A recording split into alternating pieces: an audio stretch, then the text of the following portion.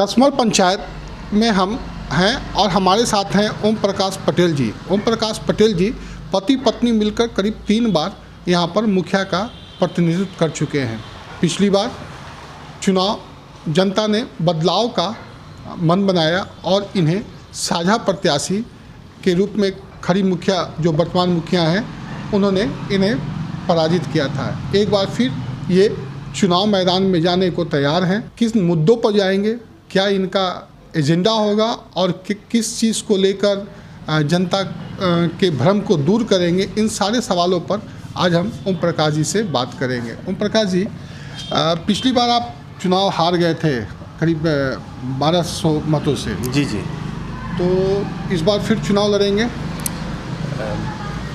लड़ने की आशा है, उम्मीद तो कर रहे हैं, पब्लिक का डिमांड है, जनता चाह रही है कि फिर उनका पुकार है कि ओम प्रकाश पटेल जी पुनः फिर चुनाव लड़ें और उनको भारी मतों से जिताएं, ऐसा पब्लिक मन बना रही है। तो जनता का एक बार फिर से आपको समर्थन मिल चुका है, जनता की ओर से आवाज़ आने लगी है, तो इस पर जनता की आवाज़ को आप सुनेंगे और चुनाव लड़ेंगे? निश्चित, यदि जनता हम चाह रही है तो मैं ज़रूर मैदान में रहूँगा। 3 बार मुखिया का प्रतिनिधित्व करते हुए पति पत्नी के रूप में आप लोगों ने 3 बार यहाँ पर प्रतिनिधित्व किया। 3 बार के प्रतिनिधित्व में वो कौन सी गलती हुई जिसके कारण पिछली बार आपको चुनाव हारना पड़ा? देखिए, हमसे कोई गलती नहीं हुआ, हमने काम किया।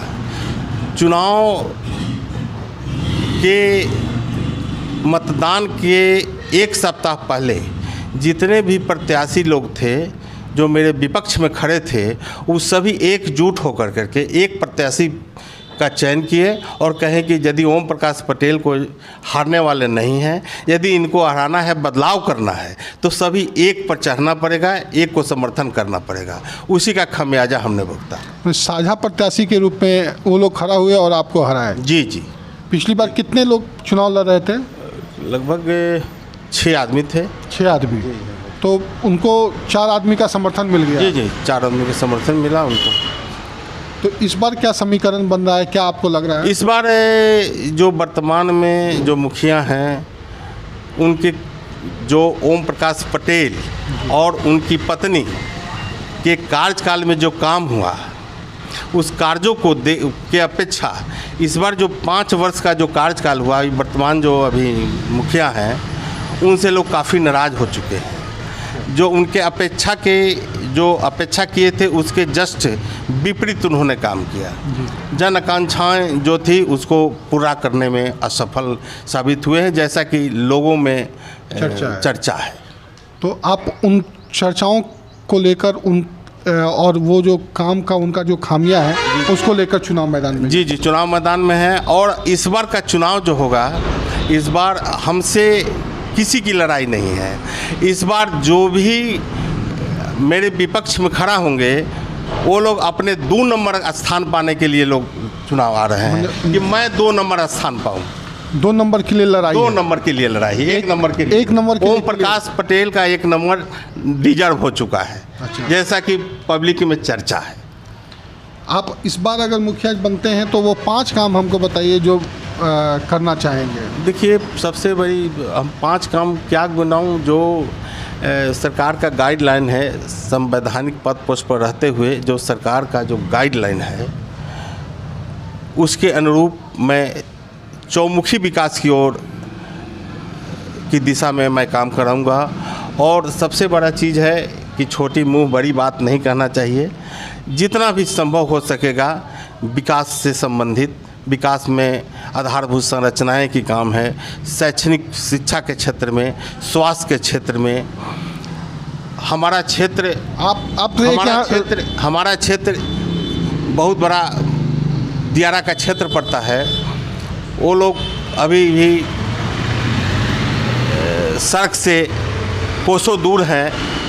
सर्वप्रथम जो मेरा दियारा का 5 गांव है, कसमर का कुछ पार्ट दियारा नदी के उस पार पड़ता है, उसके बाद लोदीपुर हुआ, आपको जान मोहम्मद हुआ, चक छित्तर हुआ, करमचक हुआ और छित्तरचक गांव है।